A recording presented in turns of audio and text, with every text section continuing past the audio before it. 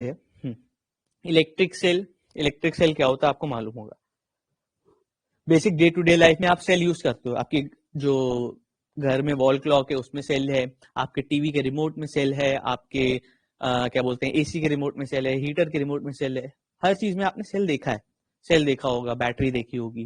ठीक, अलग अलग टाइप के सेल आते हैं, है ना। जरूरी नहीं है सेल आपका वो एवर रेडी का ही आता वो ऐसा वाला, है ना, वो ऐसा वाला कुछ आता है ना, ऐसा वाला सेल जरूरी नहीं ये वाला ही सेल आता हो। आपने छोटे वाले सेल्स भी देखे होंगे, ठीक है, जो वो अलग अलग डिवाइसेस में लगते हैं। तो सेल अलग अलग टाइप के आते हैं, बैटरी अलग अलग टाइप की आती है। फंक्शनिंग उनकी वही होती है। फंक्शनिंग क्या होती है, अंदर एक इलेक्ट्रोलाइट होता है, ठीक, एक केमिकल होता है बेसिकली, उसे हम इलेक्ट्रोलाइट कहते हैं। हर सेल में एक इलेक्ट्रोलाइट होता है, ठीक, और अंदर दो इलेक्ट्रोड्स होते हैं, ठीक है, अंदर होते हैं दो इलेक्ट्रोड्स, ठीक, एक पॉजिटिव इलेक्ट्रोड एक नेगेटिव इलेक्ट्रोड, कैथोड एनोड कहते हैं उन्हें, ठीक। तो बाकी इसमें पूरा आयंस का डिस्चार्ज होता है और उसमें आपके मतलब इलेक्ट्रिक करंट इससे ट्रैवल करता है बेसिकली, ठीक है। अब वो आप इलेक्ट्रोलाइट का प्रोसेस केमिस्ट्री में आप बहुत डिटेल में आराम से समझ सकते हो, ठीक है, आपकी केमिस्ट्री में होगा शायद 10th में इलेक्ट्रोलाइट था, हाँ इलेक्ट्रोलिसिस था 10th में। 10th में अपनी केमिस्ट्री वाली वो देखना, बुक उठाना, केमिस्ट्री वाली जो आपकी ब्लू कलर की बुक होती है ना शायद, विराज पब्लिकेशन है शायद, उसमें देखना, उसमें इलेक्ट्रोलाइट बहुत अच्छे से समझाया हुआ है, ठीक। उसमें इलेक्ट्रोलाइट पढ़ना, आराम समझ में आ जाएगा। मेरे ख्याल से 10th में ही था इलेक्ट्रोलिसिस, अच्छे से याद नहीं है पर हाँ,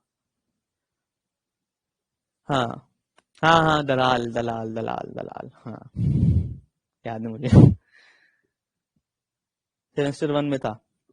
उसी में इलेक्ट्रोलिसिस बहुत अच्छे से समझाया, वहां से आप समझ जाओगे कि सेल की फंक्शनिंग क्या होती है, सेल की बेसिक फंक्शनिंग क्या होती है। पर यहाँ पे आपको सेल की पूरी डिटेल्ड फंक्शनिंग नहीं समझनी, यहाँ पे आपको सेल के बारे में सिर्फ इतना जानना जरूरी है। इलेक्ट्रिक सेल क्या होता है, सिंपल डेफिनेशन तो आपको मालूम है, it is a device that converts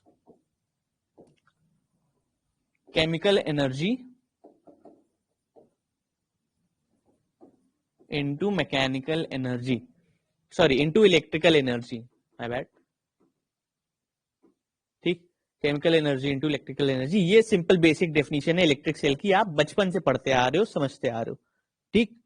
एक और डेफिनेशन है, एक और इसमें आप फर्दर एक और point you can add, which is electric cell is a device that maintains a constant flow of electrons या कांस्टेंट फ्लो ऑफ करंट, जो भी आप लिखना चाहो, जो भी आपको याद रहे, but more appropriate a more appropriate definition would be constant flow of electrons, ठीक। तो constant flow of electrons लिखोगे तो that would be much more appreciated, ठीक। क्यों, क्योंकि मोशन किसका होता है, इलेक्ट्रॉन्स का होता है बेसिकली।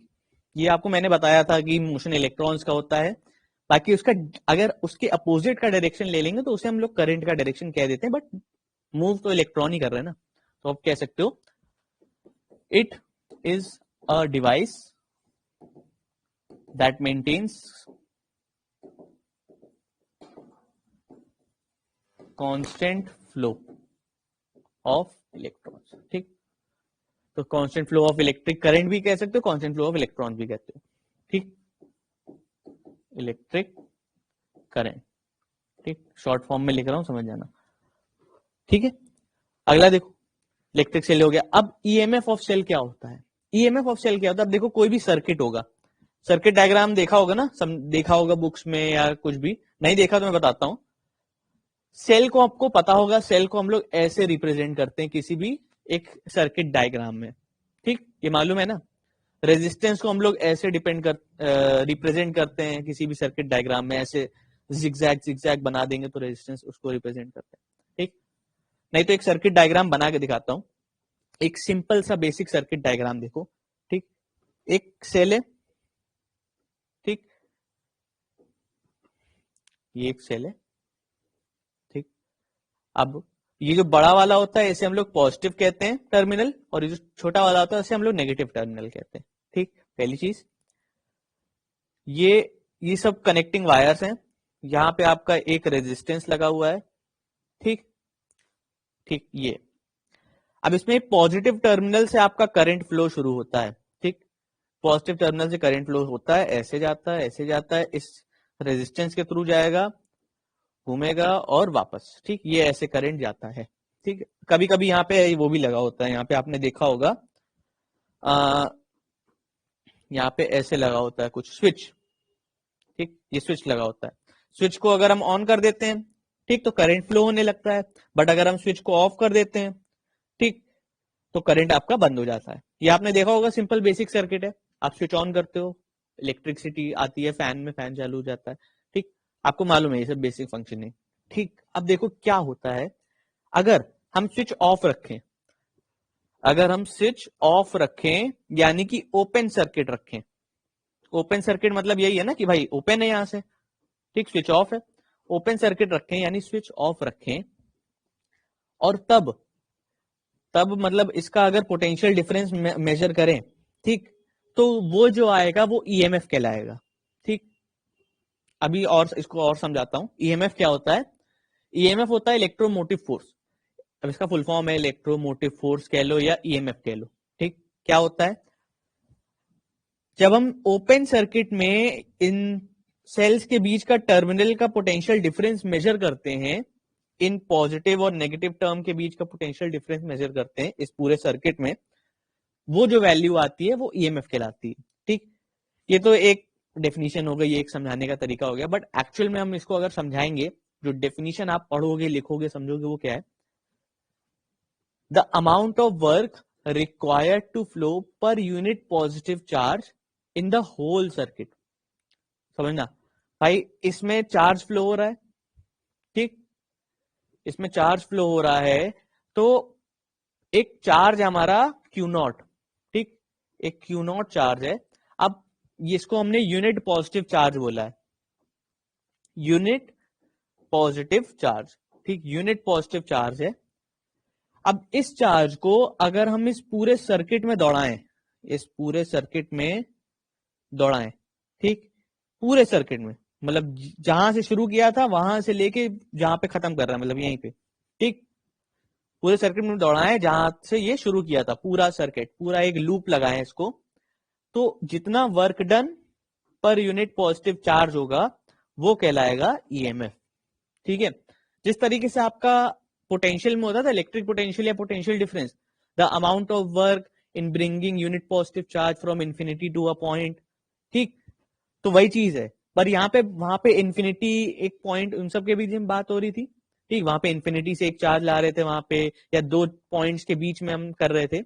यहाँ पे क्या है, एक सर्किट के अंदर कर रहे हैं, बस यही चीज है, एक सेल से पास होते हुए, फिर रेजिस्टेंस से पास होते हुए, फिर वापस सेल में आते हुए, तो हम ये पूरे इस सर्किट के अंदर अगर हम चार्ज को घुमाएं और जितना वर्क डन हो पूरा सर्किट में चार्ज को घुमाने के लिए, तो इस क्वांटिटी को कहा जाता है ईएमएफ, ठीक। न्यूमेरिकल वाइज ये डेफिनेशन निकाली गई है, ठीक, न्यूमेरिकल वाइज डेफिनेशन समझोगे तो याद रहेगी हमेशा, इस चीज को भूलोगे नहीं, क्योंकि ये चीज आपकी 12th में भी काम आएगी, ठीक। तो ईएमएफ क्या है, ईएमएफ ऑफ सेल क्या है, basically the amount of work done in moving the charge, ठीक, in the whole circuit. Whole circuit का मतलब क्या है, होल सर्किट का मतलब है कि आप सेल में भी मूव कर रहे हो, मतलब आपका सेल मान लो ये लगा हुआ है, ठीक, ये आपका सेल है, ये आपका रेजिस्टेंस है, ये यहाँ पे ये, ठीक, तो आप पूरे सेल में भी मूव कर रहे हो, मतलब आपका जो चार्ज है सेल के अंदर से भी जा रहा है, ठीक। ये मैं क्यों बता रहा हूं, क्योंकि अभी जो अगला टॉपिक आएगा उसमें थोड़ा सा चेंज है, इसी के जैसा है, बस थोड़ा सा चेंज है, एक डिफरेंस है छोटा। तो ईएमएफ ऑफ सेल क्या होता है, work done in moving a unit positive charge in the whole circuit, पूरे कंप्लीट सर्किट में कितना वर्क डन होना है, ठीक, बस यही है, इसी को कहते हैं ईएमएफ। इसकी एसआई यूनिट होती है वोल्ट, ठीक, सेम आपका इलेक्ट्रिक पोटेंशियल पोटेंशियल डिफरेंस वाली ही चीज है, बस नाम अलग है, क्योंकि ये सर्किट में बात हो रही है, पूरा जो आपका कनेक्टेड सर्किट है उसमें बात हो रही, इसलिए नाम अलग है, ईएमएफ ऑफ सेल हो गया, ठीक, बात वही चीज है। अब आती है टर्मिनल पोटेंशियल।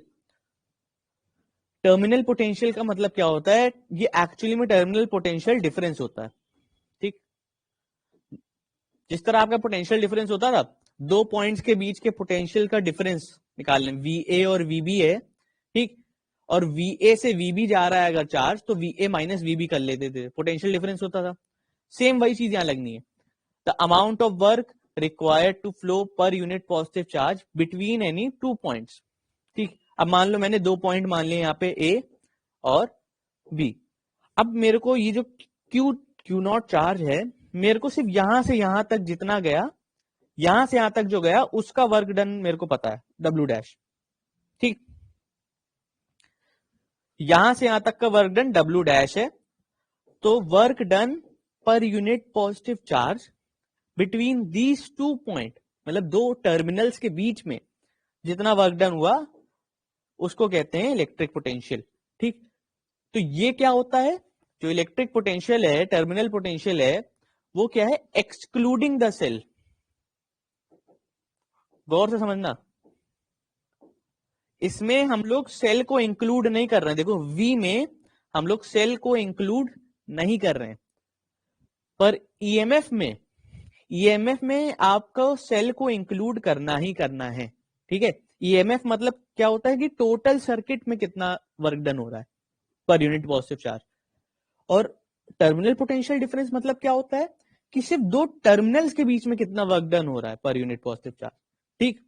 तो बस यही दो छोटा सा फर्क है इन दोनों में, बाकी दोनों की एसआई यूनिट सेम है, दोनों का फॉर्मूला आप देखोगे ऑलमोस्ट सेम है। ये वर्क डन पूरे सर्किट में है, ये वर्क डन W डैश सिर्फ इन दो टर्मिनल्स के बीच में, ठीक है। तो सिर्फ यही दो चीजें हैं मेन, मतलब बाकी इंटरनल रेजिस्टेंस पे तो आ रहा हूं मैं। अब इस सर्किट में भाई चार्ज फ्लो होगा, जाहिर सी बात है भाई, सर्किट में सेल है, ऑन कर देंगे, चार्ज फ्लो होगा, ठीक। अब चार्ज मान लो फ्लो हो रहा है Q नॉट, ठीक। अब Q नॉट जो चार्ज फ्लो हो रहा है, हमने यहां से इसको फ्लो करना चालू कराया, यहां गया, यहां गया, यहां गया, यहां गया, यहां गया, और वापस ये पूरे सर्किट में यहां तक आके फ्लो हुआ, ठीक। तो इसने जो पूरा ये जो फ्लो किया है, इसका वर्क डन हमने ले लिया W, ठीक। W हमारा क्या हो गया, total work done in moving the charge in the whole circuit. मतलब होल सर्किट का मतलब क्या है कि सेल के बाहर से चला था, यहां से चला था, सेल के बाहर से ये चार्ज चला था, Q वाला, Q नॉट सेल के बाहर से चला और पूरा एक सर्कल कंप्लीट करके सेल को भी पार करा, सेल के अंदर से वापस आके वापस उस जगह पे आया, मतलब पूरा एक कंप्लीट रोटेशन किया बेसिकली उसने। तो ये टोटल वर्क डन हो गया, ठीक। अब यही work done per unit charge निकाल लो तो ईएमएफ हो जाता है।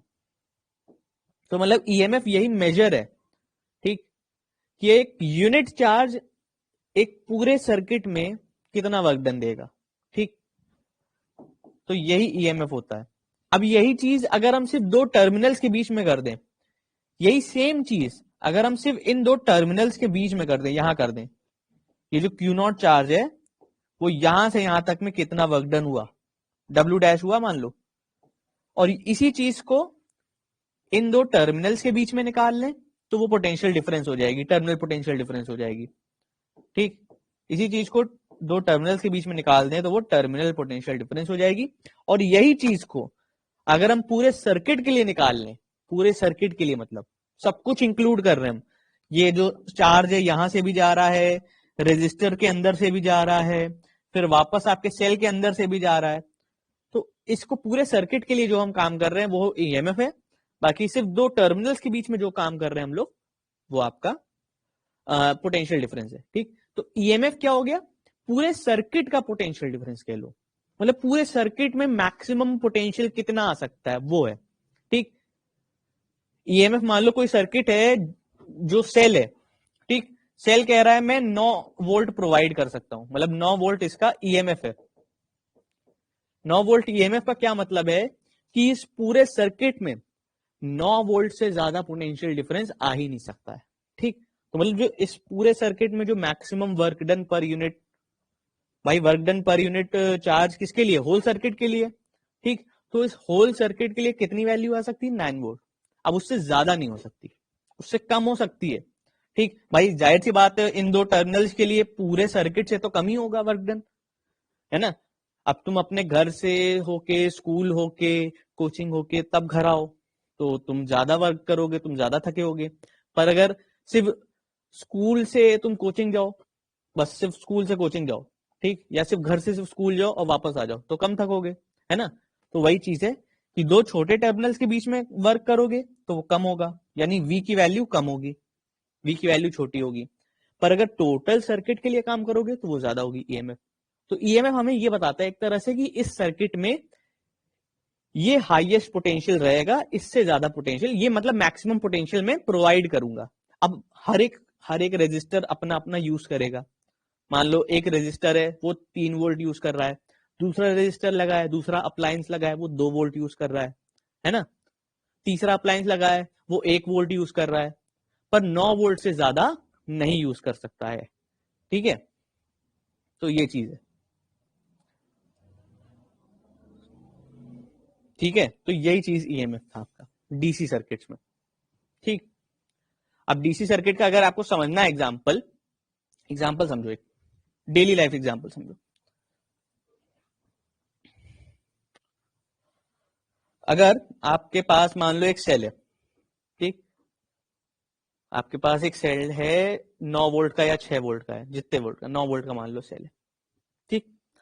अब आपने उस सेल से एलईडी लगा ली, ये आपके पास एक एलईडी, ठीक, ये दूसरी एलईडी, ये तीसरी एलईडी, ये चौथी एलईडी, ये पांचवी एलईडी, ठीक। 5 एलईडी लगा दी, सीरीज में लगाई है, ये गौर करना है, यहाँ पे सीरीज में लगा रहा हूं मैं, पैरेलल में नहीं लगा रहा हूँ, सीरीज में लगा रहा हूँ सबको, ठीक। तो भाई इसने कुछ लिया होगा 2 वोल्ट या 1 वोल्ट, 1 वोल्ट इसने लिया होगा, 1 वोल्ट इसने लिया होगा, 1 वोल्ट इसने लिया होगा, 1 वोल्ट इसने लिया होगा, सब बराबर से जल लें, ठीक। अब यहाँ पे 10 एलईडी और लगा दो सीरीज में, 10 एलईडी और लगा दो सीरीज में, तुम देखोगे सबकी लाइट डिम हो गई होगी, है ना। जितनी लाइट इंटेंसिटी वो डिम डिम हो गई। तो मतलब क्या, वो वोल्टेज डिवाइड होता गया, वो 9 वोल्ट से ज्यादा नहीं ले रहा था, ऐसा नहीं था कि तुमने 15-20 लगा दी तब भी वो भी अपनी पूरी पोटेंशियल से जल ली, नहीं, उनकी कैपेसिटी कम हो गई क्योंकि सब में डिवाइड हो गया भाई 9 वोल्ट, 9 वोल्ट सब में इक्वली बांटना था भाई। तो कैसे बांटेगा, वो ऐसे ही बांटेगा भाई, सबकी इंटेंसिटी कम हो जाएगी, सब में करंट कम जाएगा, यही जाहिर सी बात है ना। हाँ, दिवाली वाली एलईडी ले लो, मतलब दिवाली वाली एलईडी तो भाई एसी से कनेक्ट होती है, वो बात अलग हो जाती है फिर। मैं डीसी सर्किट की बात कर रहा हूँ, ठीक, प्रॉपर डीसी सर्किट, ठीक। तो ये डीसी सर्किट्स हैं आपके। तो बस एक ये तरीके से, तो ईएमएफ आपकी एक टोटल वैल्यू देता है पूरे सर्किट में, ठीक। अब इंटरनल रेजिस्टेंस की बात आती है। इंटरनल रेजिस्टेंस क्या होता है, the resistance offered by the electrolytes of the cell in the path of electrons is known as the internal resistance. Internal resistance क्या होता है भाई, मैंने बताया तुम्हें, हर सेल में इलेक्ट्रोलाइट होता है। तो भाई इलेक्ट्रॉन अगर यहाँ पे आएगा, इस सेल के अंदर से भी तो जाएगा, आपका इलेक्ट्रॉन जो होगा, अगर एक सर्किट है, एक इसके अंदर जाएगा, फिर इससे बाहर जाएगा, ठीक है। तो इसके अंदर आने पे ये जो इलेक्ट्रोलाइट है, ये जो केमिकल है, इस इलेक्ट्रॉन को जितना रेजिस्टेंस प्रोवाइड करता है वो कहलाता है सेल का इंटरनल रेजिस्टेंस। इंटरनल रेजिस्टेंस मतलब क्या हो गया भाई, ये सेल है, ठीक, तो इस सेल का इंटरनल रेजिस्टेंस मतलब इस सेल का रेजिस्टेंस, ये जो सेल आपने 9 वोल्ट का खरीदा है या जो बैटरी आप ड्यूरासेल की खरीद रहे हो, उसका खुद का कितना रेजिस्टेंस होगा, क्योंकि भाई है तो आफ्टर ऑल वो भी एक डिवाइस तो ही है ना, इलेक्ट्रॉनिक डिवाइस ही तो है, ठीक, सॉरी इलेक्ट्रिक डिवाइस तो ही है वो, ठीक। तो इस सेल का इंटरनल रेजिस्टेंस कितना है, ठीक। बाकी ये एक्सटर्नल रेजिस्टेंस तो जो होगा होगा, वो तो आपको मालूम ही है, ठीक। वो कोई भी अप्लायंस लगाए, हर अप्लायंस का अपना अपना इलेक्ट्रिक हर अप्लायंस का अपना अपना एक रेजिस्टेंस होता है, ठीक। अब ये अगर ये जो स्क्रीन है, ये आपकी पावर सोर्स से कनेक्ट है, तो इस स्क्रीन का भी एक रेजिस्टेंस होगा, ये जो आपका अप्लायंस है, इलेक्ट्रॉनिक डिवाइस है, इसका भी अपना कुछ ना कुछ रेजिस्टेंस होगा, ठीक है। तो हर अप्लायंस का एक रेजिस्टेंस होता है, बाकी सेल का खुद का भी एक इंटरनल रेजिस्टेंस होता है, ठीक है। तो ये इंटरनल रेजिस्टेंस था, तो the resistance offered by the electrolytes of the cell, मतलब सेल के इलेक्ट्रोलाइट ने जो रेजिस्टेंस प्रोवाइड किया उसे इंटरनल रेजिस्टेंस कहते हैं, ठीक। तो रेजिस्टेंस इनसाइड द सेल, ठीक। तो ये बेसिक डेफिनेशन है। बाकी अब देखो क्या होता है, ये हो गया, ई से हम लोग ने डिनोट किया ईएमएफ, ठीक। ईएमएफ को हम लोग डिनोट करते हैं ई से, टर्मिनल पोटेंशियल को हम लोग डिनोट करते हैं वी से, ठीक। टर्मिनल पोटेंशियल को हम लोग डिनोट करते हैं वी से। टर्मिनल पोटेंशियल मान लो मेरा इस रेजिस्टर के अक्रॉस मेरे को पोटेंशियल डिफरेंस निकालना है, तो वो हो गया टर्मिनल पोटेंशियल, ठीक। ये हो गया। आई से आपको मालूम है, आई से हम लोग डिनोट करते हैं करंट, आर से डिनोट करते हैं एक्सटर्नल रेजिस्टेंस, आर से एक्सटर्नल रेजिस्टेंस डिनोट करते हैं, आई से करंट डिनोट करते हैं, और स्मॉल आर से डिनोट करते हैं इंटरनल रेजिस्टेंस, ठीक। ये एक आपको बना होगा, ये जो मैंने अभी बनाया था वही चीज है। ये एक सेल है जिसका ईएमएफ है ई, जिसका इंटरनल रेजिस्टेंस है आर, एक्सटर्नल रेजिस्टेंस है कैपिटल आर, इसका पोटेंशियल डिफरेंस है वी, और करंट फ्लो हो रहा है आई, ठीक। ये इसमें 2-3 फॉर्मुलेज हैं, ये चीज आप ध्यान रखो। अब इसकी डेरिवेशन मेरे ख्याल से जहां तक मुझे याद है आपके कोर्स में शायद नहीं है, अगर एक बार मैं रीचेक कर लूंगा, अगर आपके कोर्स में होगी तो मैं उसको करा दूंगा, ठीक। संडे को हम लोग कराएंगे ही। अभी आपको इससे रिलेटेड जो फॉर्मुलेज कंक्लूड होंगे वो बता दे रहा हूँ, ताकि आपको न्यूमेरिकल करने में आसानी रहे, ठीक। और थोड़ा बहुत एक ग्लिम्स दे दे रहा हूँ क्या है, अगर इसकी डेरिवेशन कोर्स में होगी तो बता दूंगा, ठीक। नहीं होगी तो फिर देखा जाएगा, ठीक। तो जितना मतलब बताने लायक होगा वो बता दूंगा। V प्लस आई आर, ये एक फॉर्मूला है, पहला फॉर्मूला। अब बस एक यही फॉर्मूला याद करना है मेन, अगर देखा जाए तो यही फॉर्मूला आपको दिमाग में होना चाहिए, बाकी फॉर्मूले आप अपने आप से बना सकते हो। कैसे बना सकते हो वो मैं बता रहा हूं, इसको इक्वेशन 1 मान लो। अब कैसे बना सकते हो इससे फॉर्मूले वो मैं बताता हूं। आई इक्वल्स क्या होता है, V अपॉन आर, ये आपको मालूम है भाई। यहां से अगर करंट निकालना है, करंट क्या होगा, V अपॉन आर, क्योंकि V इक्वल्स आई आर होता है, ये आपने देखा है। तो I equals V upon R, I की जगह पे V अपॉन आर रखो, V plus V upon R रखो, ठीक। या फिर ऐसे रख लो, V equals I into capital R है, तो V की जगह I इंटू कैपिटल आर रखो, I into capital R plus I into small R, ठीक। यहां पे I कॉमन ले लो, ब्रैकेट में क्या आएगा, आर प्लस स्मॉल आर, तो E upon R plus small R equals I. ये एक फॉर्मूला आ गया, ठीक। अब इसी इक्वेशन से एक और फॉर्मूला बना सकते हो, क्या, ये वैल्यू रखो, ठीक। इसमें आई की जगह पे ये वैल्यू रखो, क्या हो जाएगा, E equals V plus V upon R small R, ठीक। यहाँ पे आपने यहाँ पे क्या ले सकते हो, यहाँ पे थोड़ा सा ट्रिकी हो जाता था। ट्रिकी क्या हो जाता था, ट्रिकी इसमें ऐसे ना करके अगर मैं वैसे कर दूं, हाँ, इसमें अगर V upon R capital R, ठीक, इक्वल्स E माइनस V, ठीक।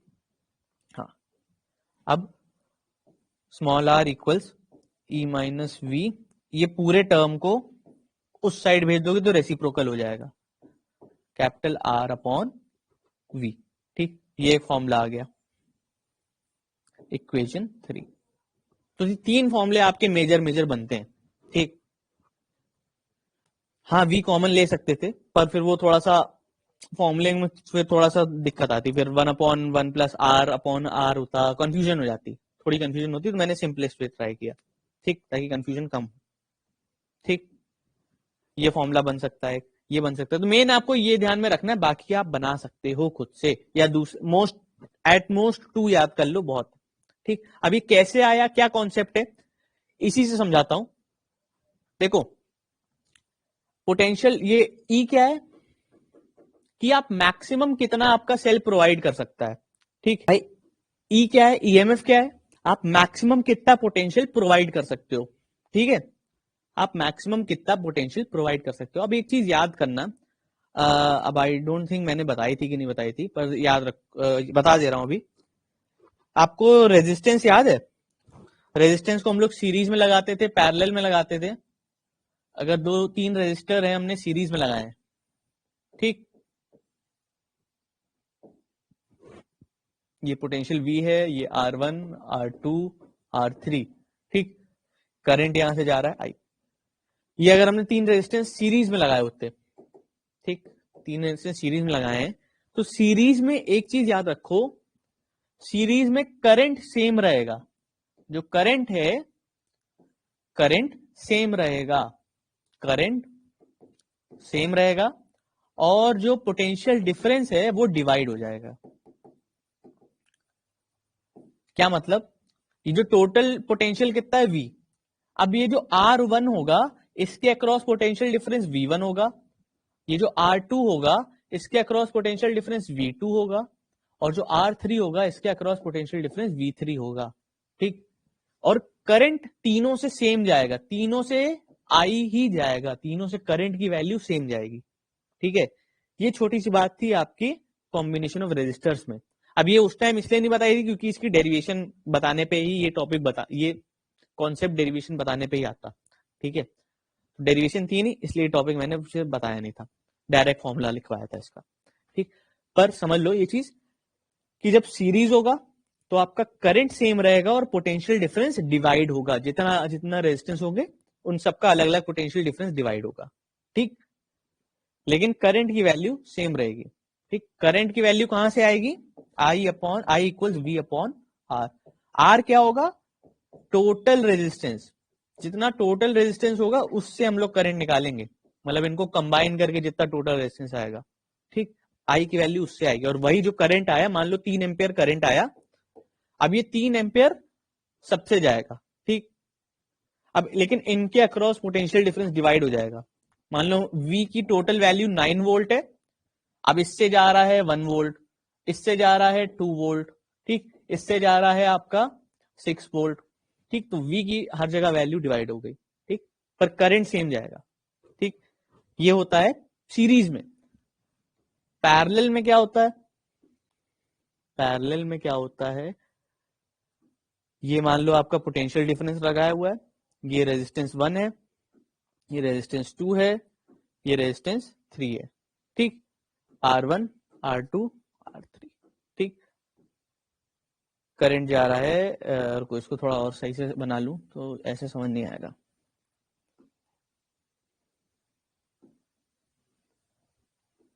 हाँ,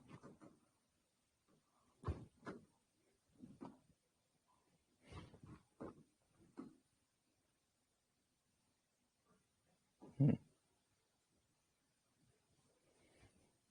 हम्म। ये आपका पोटेंशियल डिफरेंस V है, ठीक। अब यहां से करंट जा रहा है I, ठीक, यहां से करंट निकला I। अब I यहां पे जाके जब पैरेलल में ये लगाए होंगे R1, R2, R3, तो जब पैरेलल में आपने रेजिस्टर्स लगाए हैं तो ये जो करंट है ये डिवाइड हो जाता है, I1, I2, I3। ये जो करंट जा रहा था, इधर I1 गया, इधर I2 गया, इधर I3 गया, ठीक, पैरेलल में। तो पैरेलल में करंट क्या करता है? डिवाइड, ठीक।